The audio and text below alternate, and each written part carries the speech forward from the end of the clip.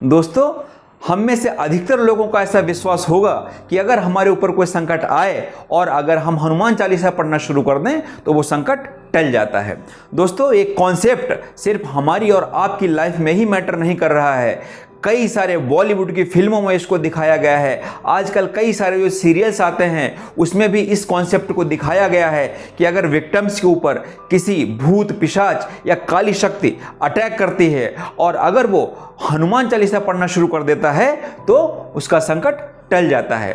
तो क्या है इसका रहस्य, क्या है ऐसा इस हनुमान चालीसा में? चलिए चलते हैं इसकी जर्नी पे, आइए मेरे साथ।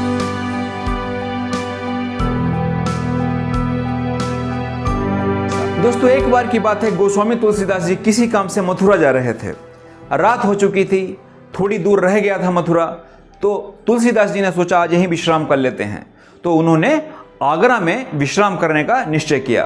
तो वहाँ के लोगों को जब पता चला कि वहाँ पे उनके बीच में गोस्वामी तुलसीदास जी ठहरे हुए हैं तो लोग उनके दर्शन करने के लिए दौड़ पड़े।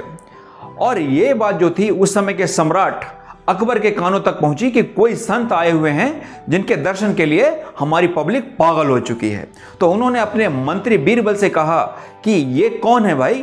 तो बीरबल जी ने बताया कि ये हिंदुओं के पवित्र ग्रंथ रामचरितमानस के रचयिता श्री गोस्वामी तुलसीदास जी महाराज जी हैं। बहुत ही अच्छे संत हैं और मैं खुद उनके दर्शन करके आया हूं। तो अकबर बोले मुझे भी उनके दर्शन करने हैं। उन्होंने अपने सैनिक भेज दिए तुलसीदास जी के पास।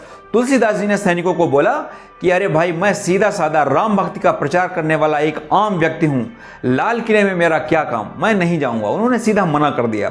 सैनिकों ने आके जब सम्राट अकबर को यह बताया तो अकबर को बहुत गुस्सा आया। उन्होंने सैनिकों को बोल दिया, जाओ पकड़ के जंजीरों में जकड़ करके तुलसीदास जी को ले आओ। सैनिक गए, तुलसीदास जी को पकड़कर जंजीरों में जकड़कर अकबर के सामने हाजिर कर दिया। अकबर ने बोला कि तुम देखने में एक जादूगर लगते हो, हमें कोई जादू दिखाओ। तो तुलसीदास जी बोले, मैं राम भक्ति का प्रचार करने वाला एक आम व्यक्ति हूं, मुझे भला ये जादू वादू कहां आता है? तो अकबर को विश्वास नहीं हुआ। उन्होंने बोला ये झूठ बोल रहा है, इसको काल कोठरी में डाल दो। तो सैनिकों ने तुलसीदास जी को काल कोठरी में बंद कर दिया। अगले दिन बताते हैं कि एक साथ हजारों बंदरों ने रेड फोर्ट पे यानी लाल किले पे हमला कर दिया। पूरे लाल किले को तहस नहस करने लगे। अकबर की समझ में नहीं आ रहा था क्या हुआ। उन्होंने बीरबल को बुलाया और बीरबल से बोले कि बीरबल ये सब क्या हो रहा है? तो बीरबल बोले, महाराज आपने ही तो बोला था ये कुछ जादू देखना है आपको, तो देखिए जादू। तो अकबर को अपनी गलती का एहसास हुआ। उन्होंने अपने सैनिकों से कहा कि जाओ और तुलसीदास जी को जंजीरों से मुक्त कर सम्मान के साथ यहां पे लेके आओ। सैनिक गए, तुलसीदास जी को जंजीरों से मुक्त किया और सम्मान के साथ अकबर के सामने लाके पेश किया। बीरबल के पूछने पर तुलसीदास जी ने बताया कि कल रात को जब बिना किसी अपराध के उनको काल कोठरी में बंद कर दिया गया तो वो डर गए थे, अंदर से व्याकुल हो गए थे और व्याकुल होके भगवान राम और हनुमान जी की स्तुति करने लगे थे, उन्हें पुकारने लगे थे।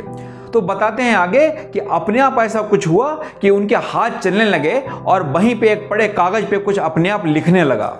और पूरा लिखने के बाद जब उन्होंने देखा तो वो गिनती में 40 थी, यानी 40 चौपाइयाँ थीं। तो बाद में वही 40 चौपाइयाँ जो हैं हनुमान चालीसा के रूप में प्रसिद्ध हैं। और ऐसी मान्यता है लोगों में कि संकट आने पर अगर वो चालीसा हम पढ़ेंगे तो हमारा संकट दूर हो जाएगा।